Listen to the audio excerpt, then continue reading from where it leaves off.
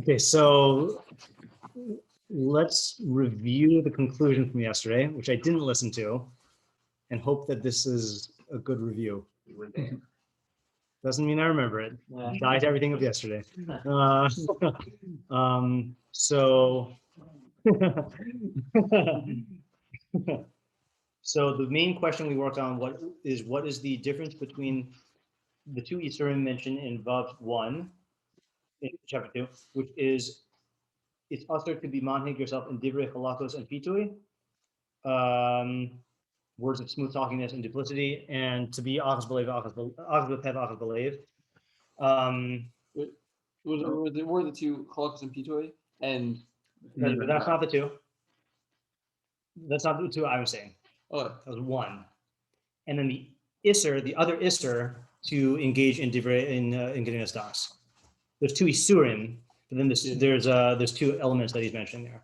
So I believe we said that halachos and pitui is when you manipulate the other person's emotions in a manner that is harmful or false, or move them toward that is not in their best interest. And geneivas daas is when you basically promote a false view of reality that they have.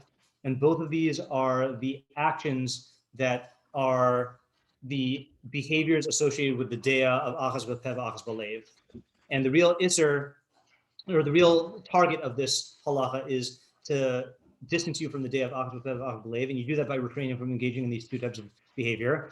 And then the examples that he gives on the next halacha are a mixture of the two. Some of them are exclusively one, like calling this shchuta when it's really nevela. That's just geneivas daas. And then other things like what was that?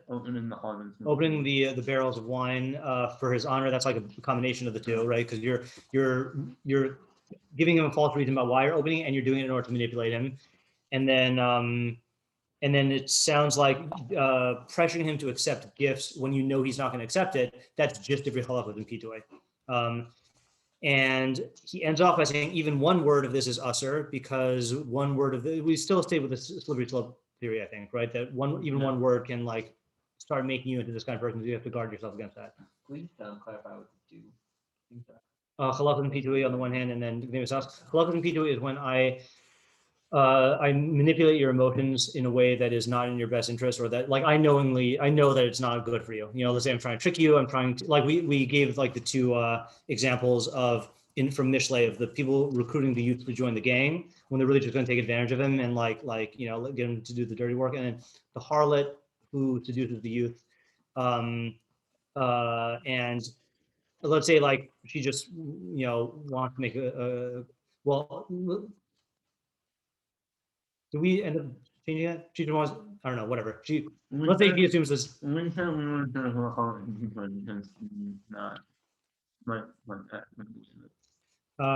Well, let's say she's trying to drum up some business, in a bad way. Yeah. In a bad way. Yeah, and even if everything that she's saying is true, yeah, like husband really is out of town and all those things. Yeah. It's still halachos pitui because that's not, because truth doesn't enter into it. Right. Also, and let's just face the fact, clearly this youth needs persuading. So he doesn't really want to do it, but she's like talking him into it. Right, but let's say just the knowledge that that he's resistant to doing it, and the fact that she has to give him all these reasons, that might be enough. But I don't want to get bogged down in that. Well, did I answer the question about the difference between the two? Yeah.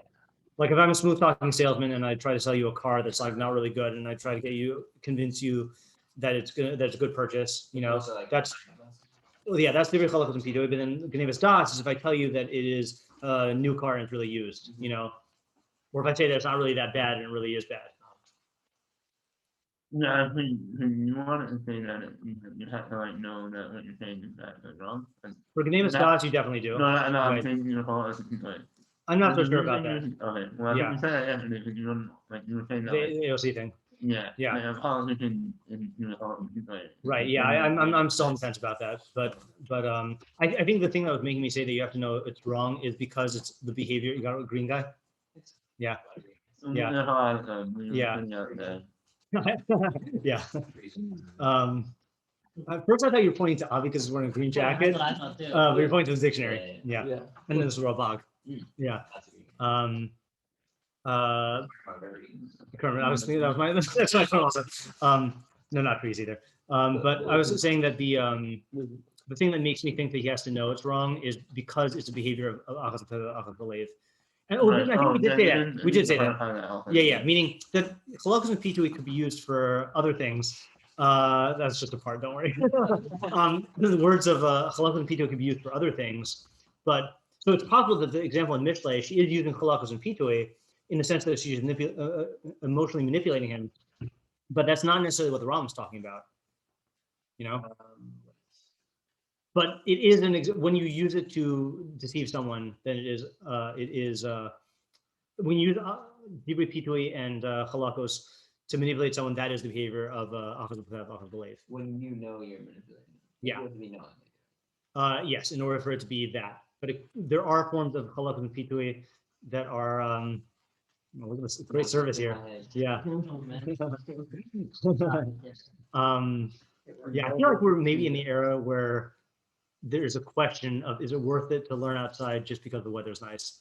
Depending on how bothersome these things are. Because I was in my car after this morning and like found them on me and I was like, yeah.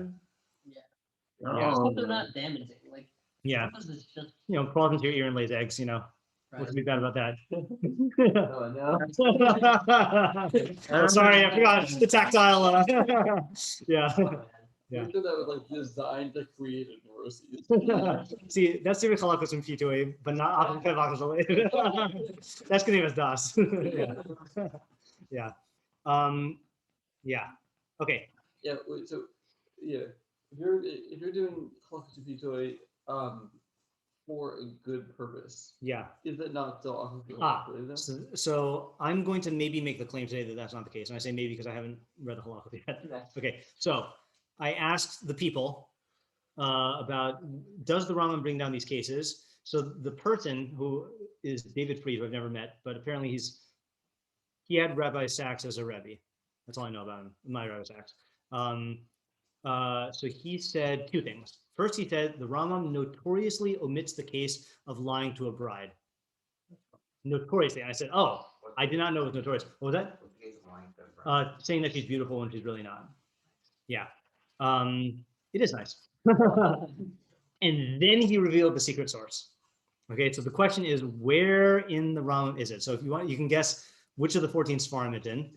Wait, it's in the Mishnah. It's in the Mishnah Torah, yes. He codifies it. We're going to read the halachos. He omits sorry, let me clarify. He omits the case of the bride, but he codifies the other cases we mentioned, which we'll go over in a second. Wait. Okay, let me back up. There are cases where it is permissible to lie that we know from Codifies. I guess I didn't say that. And we couldn't find them in Hilchos Deios. So the question, and I didn't know where they were. So that's another hint that I didn't know where they were.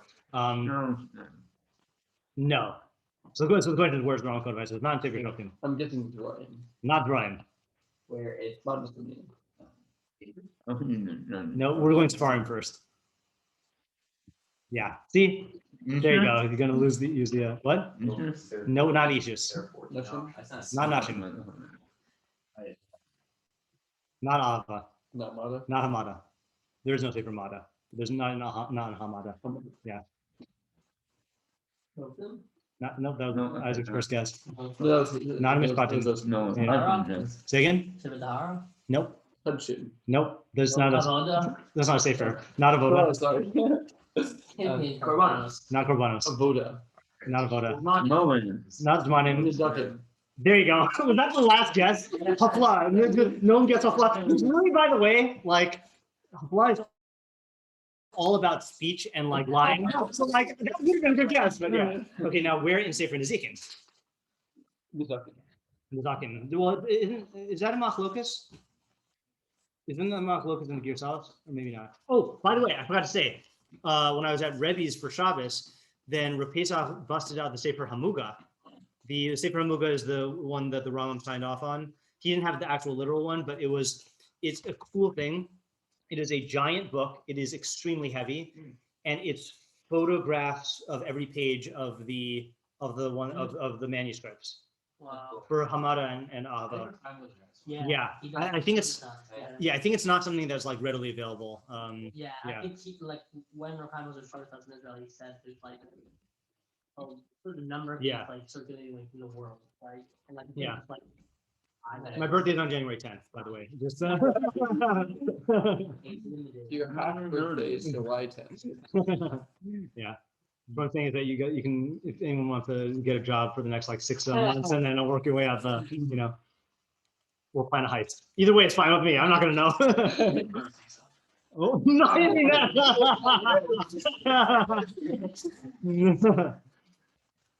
I was picturing you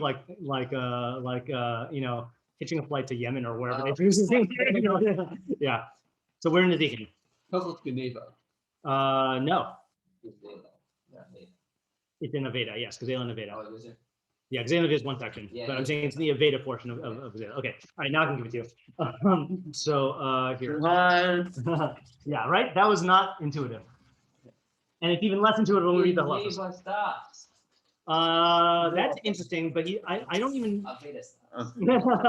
I actually don't know if he mentioned. I haven't read through the halachos yet. I just skimmed them. I don't know if he mentions geneivas daas. We'll see. Okay, so look at halacha yud beis. This is in Perek yud daled. It's Gezeilah Veda yud beis. We're gonna start here just because it's the context. Okay, Is it Yudala? yud daled yud beis. Yeah. 990. I think that we should start just to be No, one, two. There's only one sheet. Yeah.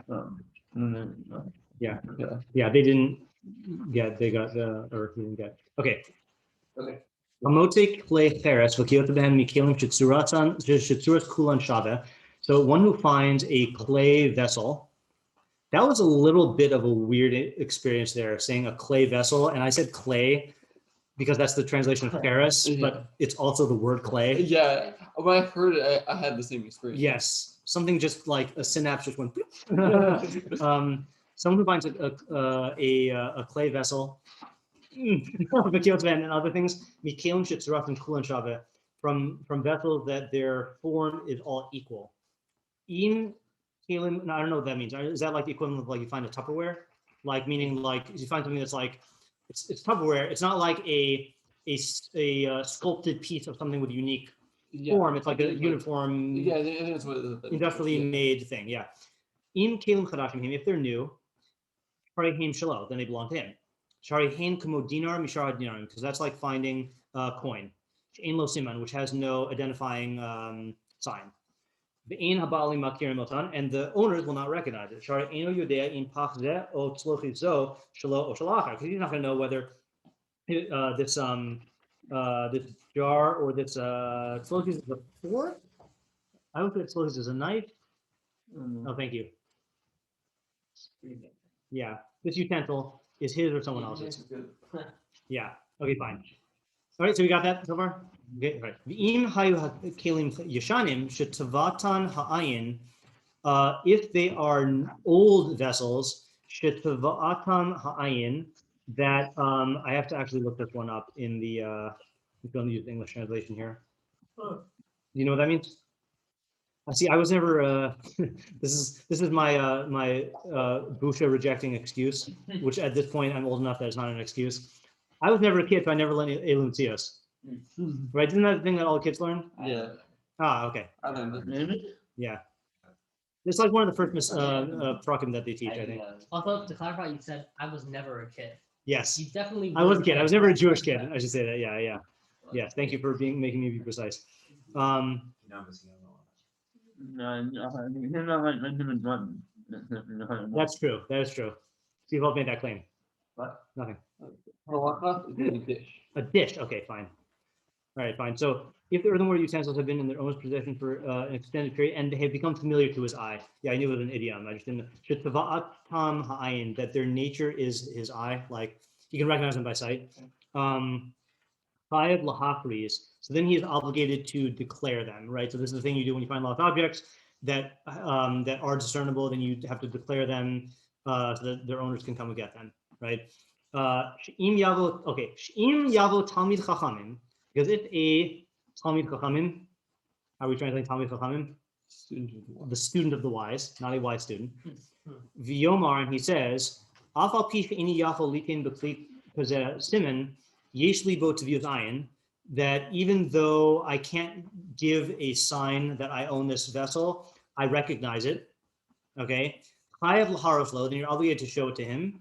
Im hikiro v'amar shalihu machzir nasa. And if he recognizes it and says it's mine, then you return it. So just appreciate the problem here, right? Because let's say like it's something that has no identifying actual marks, but like it is unique. Like let's say like this folder, right? Oh, yeah, this folder, right? That has public speaking / study skills / skills wrong, which I reused clearly, right? So let's say it doesn't have my name on it. So like, let's say you find it and you announce it, and like I come and I say, oh well, I would recognize it. I would recognize it if I saw it. So you're gonna think that I'm just trying to like get a free folder, you know? Right. But if I'm a Talmid Chachamim, and I say I would recognize it, and then you're obligated to show it to me, and then if I say it's mine, then you give it to me. But if some like Joe Schmo comes up, and not Joe Wortman, or Joe Schmo, and says, he's the Talmid Chachamim, and says the same thing, you don't have to show it to him. What's the difference between the guys and Talmid Chacham? It's believable. Yes. Oh yeah. Yeah. Even without any proof at all. Even without any proof, yeah. Why? Yeah. Because he's Talmid Chachamim. Let's see. Okay. What case are we talking about here? The Talmid Vasik with a, how do you translate Vasik? Like Vatikan? No. They it's called early because the Vasikin daven it. Vatikan is the type of people, yeah. Diligent. Rashi on the Gemara says it's diligent about mitzvos. Is that what you're thinking of? So I think Vasik either means old or venerable, like honorable because of some like superior quality. How they translate? Vasik, yeah. Vasik says veteran, senior, old hand. There you go. Yeah, I don't think this actually means. I don't know if how the Rambam uses it. I don't know. It might just be using the lesson of the thing. I don't think he means like old in age. I think he means like a respectable Talmid Chacham, she'eno mishane b'diburo klal, who doesn't alter his speech at all. Okay. Yeah. Okay. So mishane b'dibur is another word for lying. Okay. It doesn't mean that he when it says eno mishane b'dibur, it doesn't mean that he doesn't use alter translation. Okay. Okay. That was straight face. This is a bad joke. Ella b'divrei shalom, oba masechta, oba mita, oba bayishu misareachbo. So the case above about how you have to show the guy, the owner, or you have to show the person who's claiming it, the object. So that's only if he's a Talmid Vasik who does not lie. We're just going to say lie for now, but literally means he doesn't deviate in his word, except in matters of peace, or in a masechta, or in a bed, or in the house, regards to the house that he is a guest at. Okay, now what are these exceptions? These are the 4 exceptions that the Rambam says that you are allowed to lie. Or let's not put words in his mouth. We'll see what he says about them. But these are like the 4 exceptions that I was hunting for. Okay, Ketzad. What are the cases here? So the first one, it starts with masechta. Okay, which is weird because that's not the order he listed it in. Haya osik b'masechas nida. So if he was learning masechas nida, okay, v'amar b'mikvaot ani shoneh, and he says, I'm learning the mikvaot, kedei shelo yish'alu oso she'elos b'inyan nida, so that they don't ask him shilas in regards to the topic of nida. Okay, so stop there for 1 second. Look at the footnote on the previous page. Nida, last footnote on the page. Yud Gimel 2. Masechas nida. Masechas nida ba'al achar masechas mikvaos. So nida comes after mikvaos, which, in case you didn't understand, it's mikvaos, not mikvus. They spell it with an aleph. V'nimsa shalamat osa kodem. So consequently, he learned it beforehand. Okay, meaning he actually did learn masechas nida.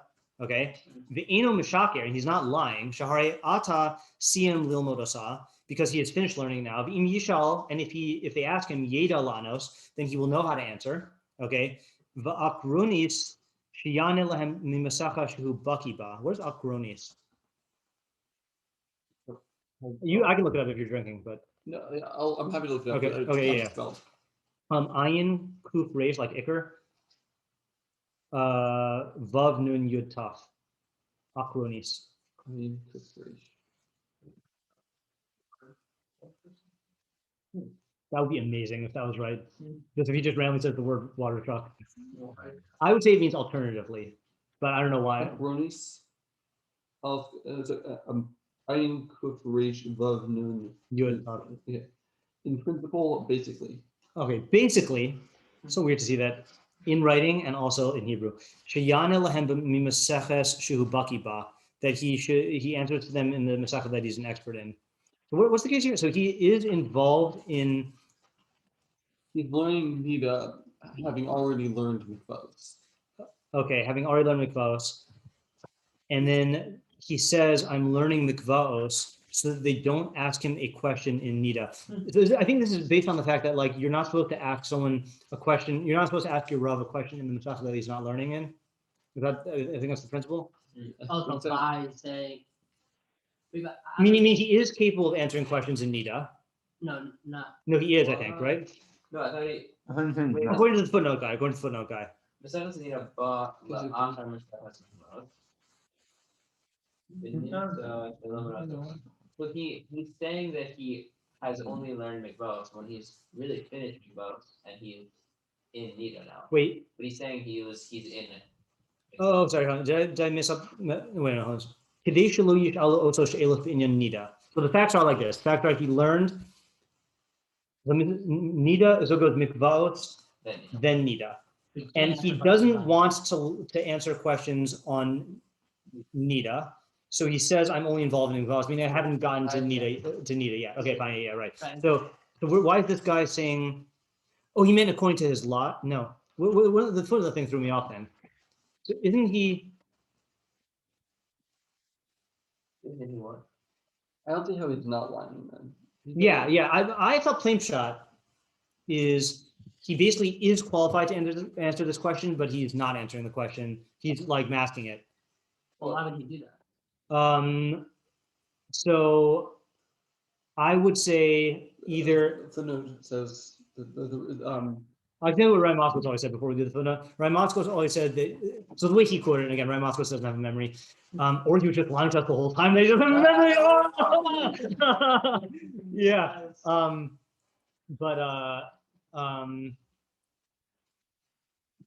He always said that it's for humility. Like if you say that, like if someone asks, have you like, have you learned such and such in Masechta?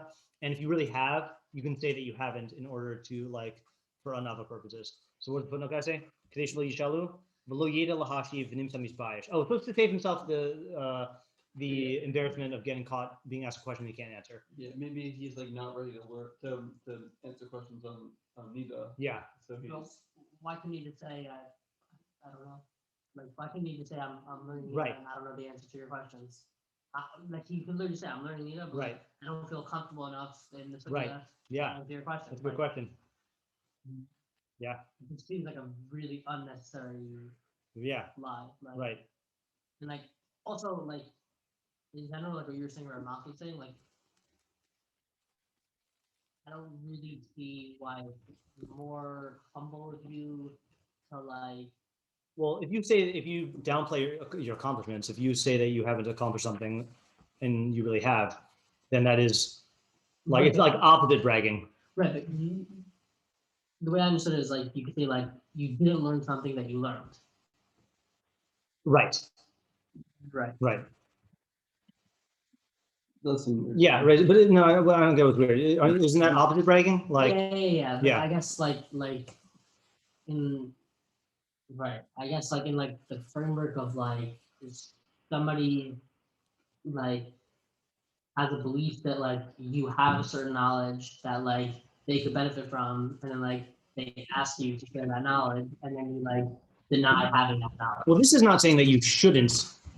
It's not saying that you should lie. It's saying that if you were lying for humility purposes, then you can do that. Well, Yeah. Like I'll give you an example, right? Like, and this is a story I just heard, but not just heard, but that I've heard before. Is that like they asked Rav Moshe Feinstein, like when he was already like a gadol hador, like how did you become like why do so many people ask you questions? And he says like I think he says something like, I'm not particularly qualified, just that when people ask me, I answer, and then like more people ask me and more people ask me. No, they ask you because you know all of daas and you know all of halachos, but like he's downplaying his accomplishment by saying like, people just ask me questions and I answer them, Mhm. Yeah, what are you gonna say? I'm confused about the footnote. I'm also confused about the footnote. I actually want to give what- my own shot on the halacha. What's confusing you? What's confusing me about the footnote? Yeah, like a fat, Okay, let me say what is in my head, and then I'll or unless you want to say what you're saying. No, so you go. First. Okay, so let's read the halacha again. Haya osek b'mesachas nida. Amar b'mikvavos ani shona. But he says, I'm involved in mikvavos kedei shelo yishalu oso she'elos b'inyan nida, so that they don't ask him questions in nida. Now, if you have Mishnah Torah in front of you, look at the Hilchos Torah, Dalid Vav.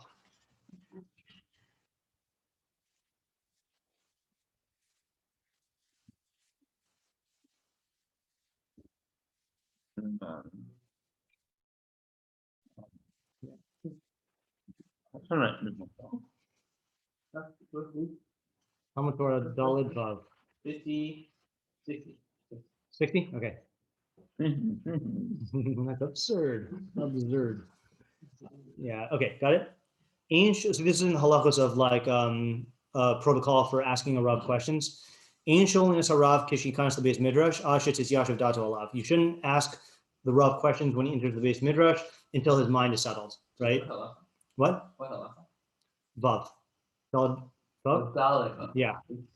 Hmm. That is Ah, that's why the traditionalists are wrong. No, I'm kidding. Yeah. Yeah. So basically, like, don't count on your Rav when he first comes into the Beit Midrash with questions. Let him get settled for a second, okay? The ein hatalmid shoel kishi yikanes ad sheyashev yanuach. Does that mean that the Talmud shouldn't ask when he enters until the Talmud, is settled? That's what it sounds like, right? I thought when the Rav. Wrong. Didn't we just say that?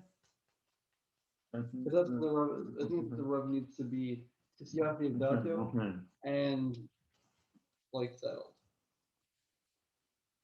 Why couldn't you say? Yeah, out there? yeah. I don't think that reading bears out. Because yeah, Oh, just put it in one clause. yeah, I guess this is like the Talmud shouldn't like enter and like immediately like. Meaning because the Talmud is not settled. Yeah, Yeah, the first one is saying that the Rav has to be settled, and that's Yeah. anybody. But the Talmud shouldn't like rush in and ask when he's Okay. The ein sholin shnaim ke'echad. Two people shouldn't ask at the same time.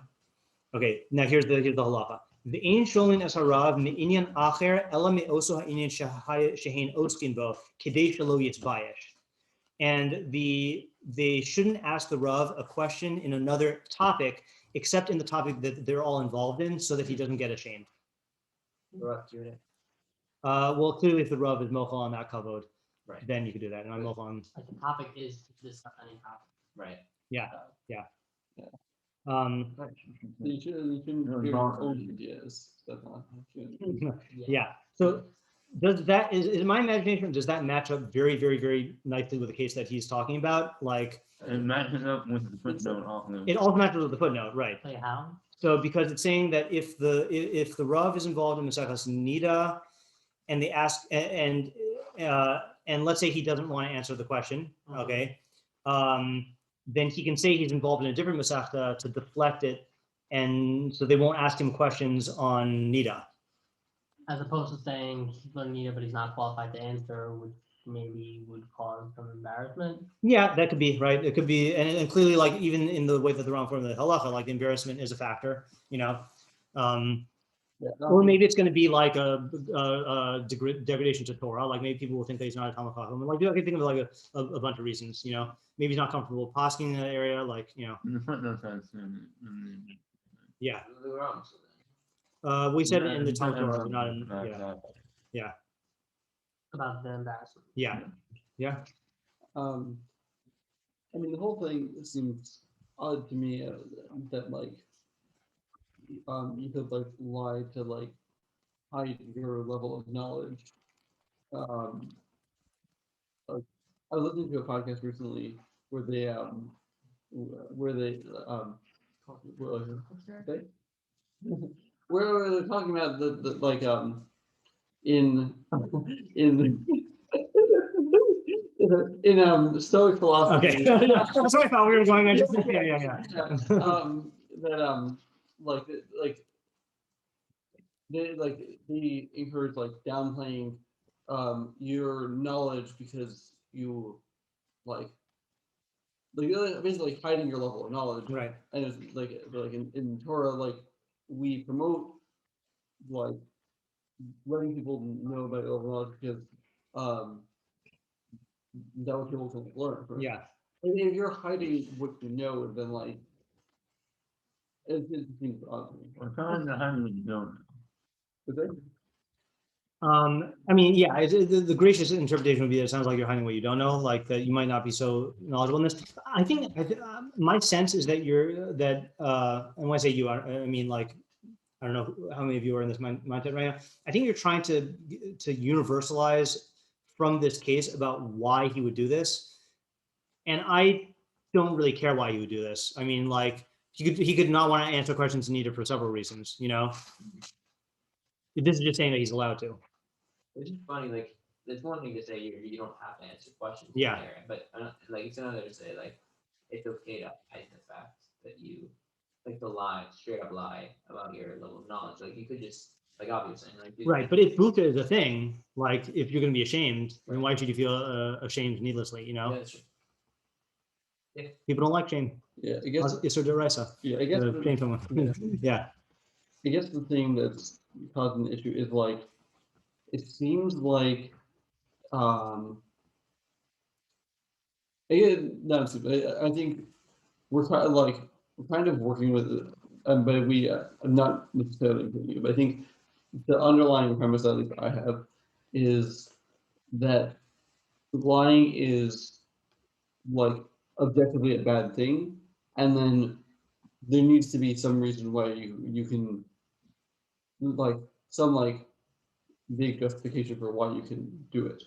Right. That does seem to be the premise, right? And and in light of what we said yesterday about the geneivas daas thing, then that is a legitimate question. You know, like Ron made it seem yesterday that like it is a bad thing to engage in even one word of deception. Yeah. Yeah, and I think that's why I'm having a little bit of trouble because, like, we don't say in general that like you can lie to avoid shame or like or some kind of booster. Right. That's true. That's a good point. Also, like it does. We are saying it in this very specific context, right? And so therefore, presumably there is some specific reason here, whether it be like it doesn't necessarily matter like why he decides he wants to do it, but there's a specific reason why here it's allowed and nowhere else. Right. Like what is that? Yeah, that's a good question. Let's read the other cases, and I don't know if it's the same reason for all of them, but I think get the broader picture, and then we can go back. Okay, the next case is so that was the case called Masechta. This is now the case called bed. Oh, sheyashan b'mita zov amar b'zo ani yashin. Or he's sleeping in this bed, and he says, "I'm sleeping in that bed." Shema yimate sham keri. Now, I assume that this has something to do with Tumah and Tahara. Yeah, I mean. Yeah, meaning it was what? Isn't that an immersion? It is emission. Emission. Yeah. Immersion. Immersion is what you do to get rid of the tumor. Yeah. Right. Yeah, right. I just don't know. I don't know what the let's read the footnote. We've got the facts here. Bezo ani yashin. I'm sleeping in this one. Matzbia al mita acheres. What does matzbia mean? From what seva? I don't know matzbia al mita acheres. Shehuslafu sedineha. So, yeah, I don't know what that means. How is it spelled? Beis Ayin? Beis Yodayim. Matzbia Food Kitchen. Looking for the footnote? Yeah, we don't have that. Page 137, No, we have. second line. Oh. I thought that was okay. Yeah, we're good. Study Beis Ayin Hey. Yeah. Coloration painting. I don't know what that is. And then carry Mishiyatsu Mimenu Shifas Zera, so someone who has an emission, Bain Birtono, Bain Shalo Birtono, whether intentionally or unintentionally, be biased. Oh, Busha, and he's ashamed. Okay, there you go. So that's case number 2. and that's not even for like a Talmud Chacham. That's just like, oh, it is. Factually, no, it's not. No, all these are not for Talmud Chacham. This is anybody. It's only if it's a Talmud. Well, we'll see. We haven't seen what he said yet. Okay, fine. Right. Yeah, fine. Let's see. Right? So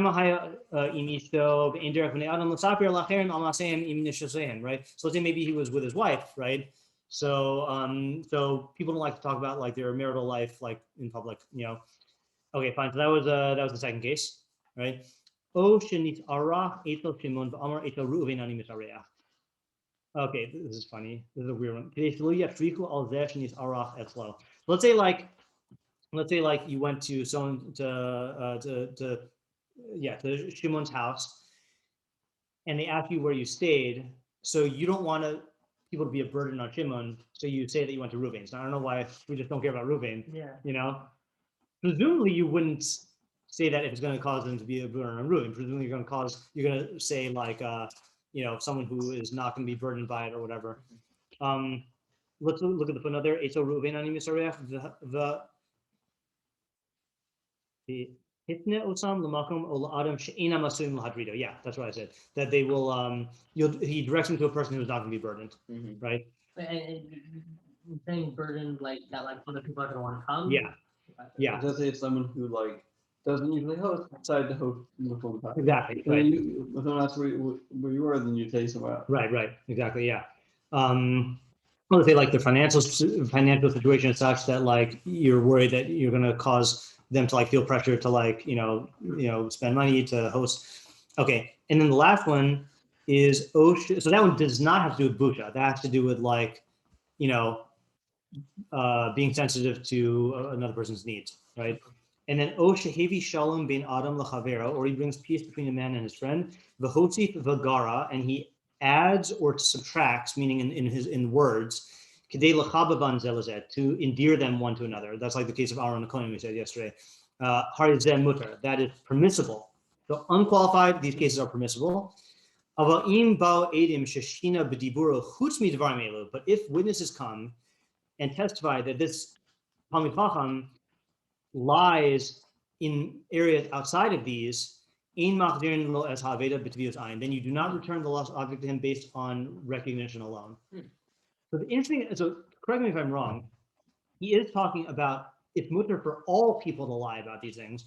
But the context, the nafkamina we're talking about here is, do you return the thing to the guy just because he says that it is? Yeah. Or do you show it to him? I mean, yeah. How are you getting that he's saying for everybody? Because he says Harizeh mutter. Yeah. Why is it common? Well, the Talmud is the case that we're talking about here, right? Wouldn't it Yeah. that didn't apply even if he wasn't a Talmud Chacham? No, because the Talmud Chacham you would never show the guy the object. If he's not a Talmud. If he's not a Talmud Chacham, right? Well, let's say you knew this guy isn't a Talmud Chacham, but he doesn't. He only lies in these. Still wouldn't show him. Yeah.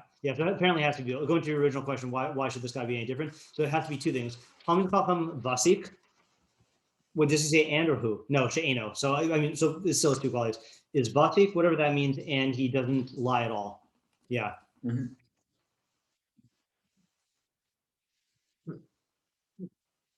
Why don't you say that in the alignment? What was that? Why don't you qualify that Talmud Chacham has nothing? Yeah, I don't know, and I also don't know what he means by vasik. So it's a weird word to use for a Talmud Chacham. Now the weird thing, so you notice he does not use the terms halachos and pitui and geneivas daas. I mean, Mishnah b'dibura does mean like, that's like a technical definition of like deviating in your speech from the truth, I think is Mishnah, But yeah. What is the difference between Talmud Chacham and Talmud Chacham? My theory is that Talmud Chacham you're using Chacham as an adjective. That a wise student. But Talmid Chachamim, you can't have as an adjective because Chachamim is plural and Talmid is singular. That means a student of the wise. I see. Which I think is a better term. You have a teacher that's wise, you study wise. You study from wise people. Yeah. What was the distinction? Talmid Chacham means a wise student, but the student is wise. Oh, Talmid Chachamim means a studies student of the wise. from- Yeah. So it's not like he might not be wise. Right, he might not be wise. And I'm not saying that to be medaic here. I'm saying this to be medaic on every case where the Rambam says Talmid Chacham, because that's what he says, as opposed to I think most Jews say Talmid Chacham. So what we call Talmud Chacham would really be a Talmud Chacham. I think I we think don't we we don't should think know. about it. I think we. I mean, I think. No, But when people say Talmid Chacham, I think they do mean someone who has Chachma. that's what I'm saying. Yeah. You should know quick. Right. If you don't just say like I'm gonna this guy or not. Ooh, watch this. Let me give someone a taste of his own medicine. There's Rabbeinu Yonah in Pirkei Avos that says that Ezeu Chacham Halomi Mikol Adam, that even if you just seek learning from every person, even if you don't have Chachma, then you're considered a Chacham. So maybe you can call that in that sense, Talmid Chacham, meaning maybe the two definitions can be the same. Meaning someone who is a Talmid of Chachamim can be called a Talmid Chacham. Yeah. There's a Rambam in Hilchos Deios that says that Wow. Yeah. Do they say that you're called a chacham because you're going to get chacham? Yes. Yeah. But that's what I'm saying is Talmid Chachamim is going to get Chachma, so you can also call him a Talmid Chacham. wait, so could a Talmud Chacham also be someone who's in the middle? But Who's in the middle path? see, here's the thing. Get into that issue. Yeah. The reason why I think that might not work out is because he's a Talmid. Talmid is referencing the context of Talmud Torah, of like learning, and don't say like learning Hilchos Deios. Yeah. Wait, so what is the You don't learn it. You wait, what's the paragraph I was just saying that? He doesn't Right, have that's what I'm doing that. Because that is seeking knowledge is what makes you a Chacham. A philosopher, a lover Yeah. of knowledge. Yeah. Does that have a Chacham? Is that a philosopher? Yes. I think in my I think that's back from my my photographic memory days, my first year of yeshiva. I think I wrote that in the Rabbeinu Yonah in my copy. This is a philosopher. That was back when I wrote notes in pencil on my. I think that's what Yeah. All I right. think that's what the Rambam is when that's common. I think plain trout, the Rambam is just saying someone who studies with Chachamim. Yeah. Okay, but what do we get out of all of this here? So we have 4 cases. The case of Masechta and Mita have to do with not being embarrassed, right? Plain trout. Oh, yeah. Yes, in your mind, yes. I knew what you meant. Yeah. It's something else, like, what? Yeah. All right, well, we'll erase that later.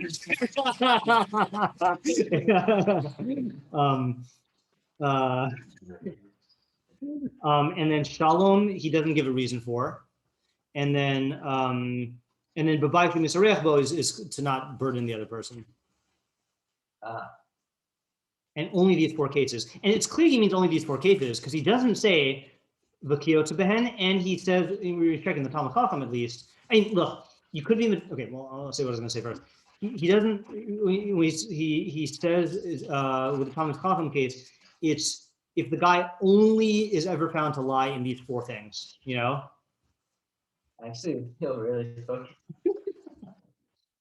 Yeah. Okay, sorry, continue. When you said it originally, I thought you meant like an idea popped into your head, like you had an idea. So you just think like one moment you were just like regular instead of focused, and like the next moment you just got hyper focused for no explainable reason. I haven't gotten super unfocused on the Okay, you have a fake Adderall. Although it's not supposed to make you focus. I guess so. So I guess you can be blamed. That shows that really is a placebo effect. All right, how many levels of metal was that? I don't even know. That's a lot. Yeah. All right. But you could make the argument that this is a weak argument I'm about to make. You could make the argument that the Rambam is saying that these are the only 4 cases which would matter in terms of the Aveda case, but these are not necessarily the only 4 cases where it would be mutter to lie. For example, I think it'd be pretty hard to say that once you're permitting busha, that these are the only 2 types of busha that you're allowed to lie about. Like, you could say that, but like, or let's say this. Okay, let's say this. Let's say, does he mean davka, which bed you slept in?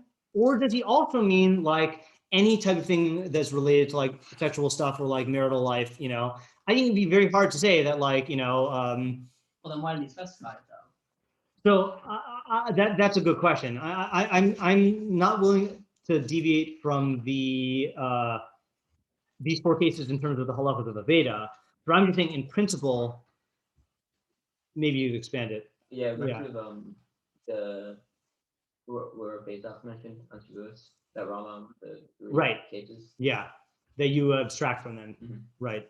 Yeah. So why specifically these 4 things in terms of Aveda? Yeah. That I don't know either. Yeah. I haven't heard of that, so that, we're doing Deios. Say again. Can we hold it here hard on this set of halachos here? In the middle of the discussion. No, I'm sorry, I don't. Sometimes you spend a lot of time trying to figure out why particular different from even. Well, I at least want to reconcile it with Deos. I mean, don't we want to like? Yeah. That's how I'm saying. In terms of why these specific examples. I don't know that in that thing. Well, let me ask you this then: aren't you being gonev daas When you're Yeah. when you're saying these things? So what Yeah, about I afilu think mila yeah. avas? Yeah, okay. Clarify. I'm happy in general to rectify people. I'm saying Okay. in the halacha, Yeah. I don't think we should distinguish between like the eight and the. Okay. Yeah. I'm fine with that. Yeah. I Yeah. thought you were accusing the client of being gonev daas to like. Oh. It's like there was no other words after. Oh, that. sorry. That's- Yeah. I You know understand what I what think. Yeah. Yeah. Oh, Yeah. All right. Fine. So the question is, what about? Yeah. well, just, can I say one more thing? Well, let me just clarify what just happened here. yeah. That we are not going to go into why are these the 4 exceptions, but what we are going to go into is how can there be exceptions such as these, given the fact that the Rambam says even one word of geneivas daas is usher, and these are all geneivas daas. Yeah. Oh, I thought I made a distinction between the first 2 cases of busha. The first case is busha in terms of Talmud Torah, which, like, could, let's say, affect how people perceive you as Talmud Chacham and like have ramifications in terms of that. Whereas, second case is busha. I'm not Yeah. classifying what that category is, Right. but They could be like bucha in terms of values, like tznius values or something like that. Yeah. Right. Yeah. Yeah. And why I'm saying this is geneivas daas and not Halachos and pitui, because you're misrepresenting facts here. You're not emotionally well. Wouldn't the last do that? The last one, oh, you're true. The last one, you are emotionally manipulating Yeah. people and doing geneivas daas. Yeah. Right. The shalom. Oh. Right. You're adding and subtracting and saying, Why are you lying? yes, lying. Yeah. No. Right. It's never not. Yeah. You're manipulating people's emotions Through lying. through lying, and you're also misrepresenting the facts. and manipulating the emotions is Halachos and pitui, yeah. and misrepresenting facts. Yeah. Okay. Or really, the way we said is misrepresenting the reality. Yeah. Meaning you're making this guy think that his friend wants to make up with him when he doesn't. Yeah. What do you? What's the distinction between that and the facts? No, I'm just saying that what we were saying, we were trying to explain yesterday why it's geneivas daas, Mhm. and daas seems to be a person's perception of reality. Okay. But Yeah. it's the same as the fact. Yeah. Yeah. Okay. Yeah. It's just that there are ways to be gonev daas that are not necessarily like telling a factual lie, yeah. like lying by omission, I think is Yeah, like I what think actually what he says by the Shalom case, he says Tosi for gone. he says totally because Yeah. It's not saying that you're like completely making things up. It's you're embellishing some things and like leaving out other things Yeah. to produce the result. Yeah. Mhm. Right. Yeah. It does seem, just pointing out that in this whole area, there is what's going on is like situations where you have a value that is other than, I mean, it's really hard, but you're putting some other value up, like above truth, and like using that. Right. Truth. Right. Yeah. I mean, it's not that a problem that's obvious. It's a problem that it wouldn't you be saying that for anything? What do you mean? Meaning, isn't that another way of saying that you're lying? Yeah. All right. Meaning like let's say like we found like 8 more cases that were completely different. Yeah. Right. Yeah. Okay. Yeah. All right. Clarifying. All right. That's fine. No, sometimes you gotta start by saying the painfully obvious. Yeah. But also, No, that's good. It's good. Well, and Start by describing the facts. Can you a point in No concept, no analysis, no thought. Yeah. No, think what you see. Yeah. so what are we saying before that? You have 3 uncles. Yeah. No, Keep going, keep going. it's okay. No, no geneivas daas. No sugar. Yeah. Yeah, okay. So someone we say that whole like thing that was not Yeah. I'm thinking. like that point where like straying away from, so like one when you done that. But over here, Yeah. you are believe. It's just that like when you want to like Okay. Can I say it slightly from a different angle? Yeah. So we said before that what we want to avoid is being achas v'tev, achas b'leiv. And the types of speech that get you there are halachos and pitui and geneivas daas. Right. So you should refrain from halachos and pitui and geneivas daas. And even one word of halachos, pitui, and geneivas daas is going to push you in that direction. However, and here's my theory, that because these are 4 specific cases where your line will be situationally contained, then engaging in geneivas daas and halachos and pitui in these specific contexts will not contribute to you becoming an achas v'tev, achas b'leiv. And that's the answer. Because it's Yeah. limited. Yeah, and you're doing it selectively. And it is an interesting thing, by the way. What makes it a slippery slope is that you start justifying it everywhere you are. But what prevents that is here, like, and maybe this kind of like, maybe I'm backpedaling on the on how much you can extrapolate from these. But even if you can extrapolate, the fact is, like, the person who's prone to lying will come up with all sorts of reasons to lie. But if you're like, okay, I know that in halacha, there are only 4 cases where I'm allowed to deviate from the truth. And like, I have to like think, is it one of these 4 cases or not? That person is not going to slip into being achas v'tev, achas b'leiv by engaging in these cases. Right. But didn't we say that these 4 cases are exclusive to theta? So I'm still saying no. I'm saying that it's mutter for anyone to engage in these types of lies. It's just that the only nafkamina in terms of where it's going to affect halachic, or the nafkamina he chooses to present this in is in terms of returning an object to a Talmid Chacham. But when he says mutter, he doesn't mean only mutter for Talmid Chacham, I don't think. I think he means for everyone. I'm going to double check that afterwards. Right, and also presumably is what you're saying. He doesn't mean only mutter in the framework of a Talmid Chacham and be returning an object. Meaning it's Correct. mutter if it just Yeah. happens. Right. Totally different Right. context. Yeah. And I admit that I'm partially saying this because that place where I first encountered this case of the Shalom thing is that with Aaron Cohen that we read yesterday. And like, you'd be very hard pressed to say that Aaron Cohen only did that when he lost a lost object and like was trying to, like, Right. yeah, or like, not that he only did that when he lost a lost object, but like that it was only, whatever. Right. Yeah. All the nuances. Yeah. It's just like the Rambam is codifying here. It's still a question why he codifies it here Right. and doesn't bring it there, but Mhm. yeah. I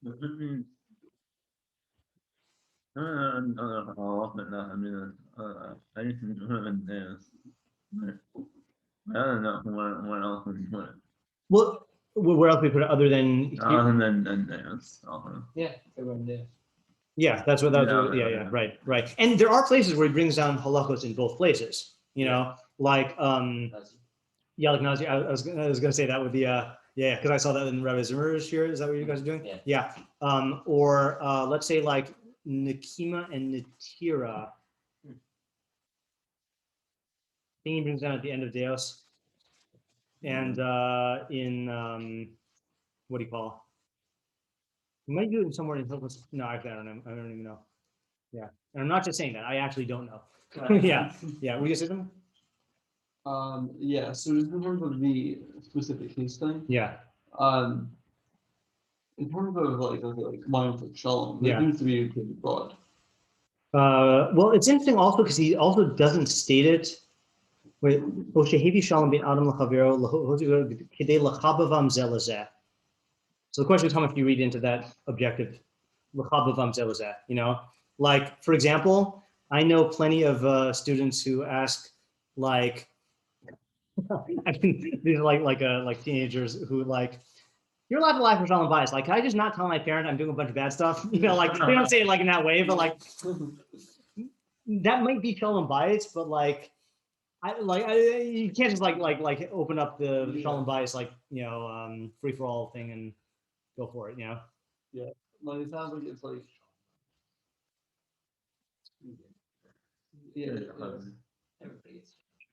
it sounds like it's like maybe like this might be reading too much into it the other way. Yeah. But where you're like the conflict itself doesn't really have a basis. Mhm. And Right. I then- mean, where it could just be served by being solved by being l'chava and zealous. Yeah, because let's say the two people are fighting because one of them thinks the other person stole like a priceless family heirloom, Yeah. and then like you lie and get them to make up, and then the person goes to the other person's house and sees the other thing. Yeah. But then, like you didn't do anything, like Right. accomplish anything. Yeah. Okay, so I think that answer works out for reconciling with Hilchos Deios. Is that? Yeah, I mean, if you want to answer why you didn't put it here, we can answer that. But Yeah. Wait, can you just recap that answer real quick? Yeah, the answer is that the behaviors of halachos and pitui and geneivas daas are usher because they make you into a person who is opposite of the lave. Right. And because of the slippery slope nature of them, then even one word of halachos and pitui and geneivas daas will lead you towards that, and you should therefore refrain. However, these are 4 very specific parameters Mhm. for when it's mutter to engage in lying. Mhm. So if you're sticking to these 4 parameters, then that type of lying, even though it is geneivas daas and is, Right, but it's not going to lead you to that, and therefore it's not usher. It's funny also that he doesn't use the phrase "Mishana Hebrew." Yes, yeah, in Deos, yeah, that is interesting. What does that mean? To deviate from the truth in your words. That's the Not term to he uses use here. it, yeah. Mishana b'diburo, yeah, Uh-huh. yeah. Well, yeah, I guess that's not really the manifestation of the dea. That's true. Right, Because the politics of pitui is not necessarily Mishana Tibur. that's true. Yeah, The manifestation of the dea is trying to skew their perception of Yeah, reality. right, that's true. Meaning, even though we would describe many cases of halachos and pitui as mishana b'diburo, but that's not the definition of the thing. The definition that we're concerned about is the manipulation. That's not what we're trying to do here. For good. Yes. So, but I think wouldn't it be too? Also, wouldn't it be inaccurate if he said? I'm trying to think. What would happen if he said halachos and pitui and geneivas daas here? Well, then it would open up that door to like slippery slope area. I feel like, meaning by saying to deviate from your meaning, like you have Oh, yeah. something that you need to say, Right. and like we're like just fitting it into this, and like it's like either you're like taking something out or Right. putting a little something in, but like Meaning, just to answer it in your terms, to say what you're saying in your terms, this is not engaging in the dea behaviors of halachos and pitui and geneivas daas. This is just changing your That's word why for it these is cases. Yeah, Yeah. yeah. Yeah. Oh. Yeah. Yeah. Well, I feel like, and it's not the best answer, but I feel like it is a better way of characterizing lying in order to emphasize the situational limited nature of it. Mishana b'diburo, you know, it's not that you go all out and like trick people and like, you know, tricking people and manipulating them. That's those are the behaviors associated with becoming out of late. Deviating in your words by saying you slept in another bed, or like you didn't learn Masachas Nida or whatever, like that's a Mishana b'diburo is much more like localized, technical, you know, saying it, yeah. You might, the previous point might answer this, but it seems like we usually have a value of truth about everything. Yeah. And it's just funny that like in any situation we would tolerate. Yeah, that is something I would like to explore, which is not in Rambam Bekius, because that's the fact that it says even God lies for shalom. Yeah. Seems to be touching on that idea about like how this is looked at from a values perspective, which is funny to call Hilchos Deios not a values perspective. Hilchos Deios is a like, I mean, it tangentially is because it's a halachos b'drakav, but like, yeah. I have to stop because I have to tutor now, but yeah, I can take questions and stuff.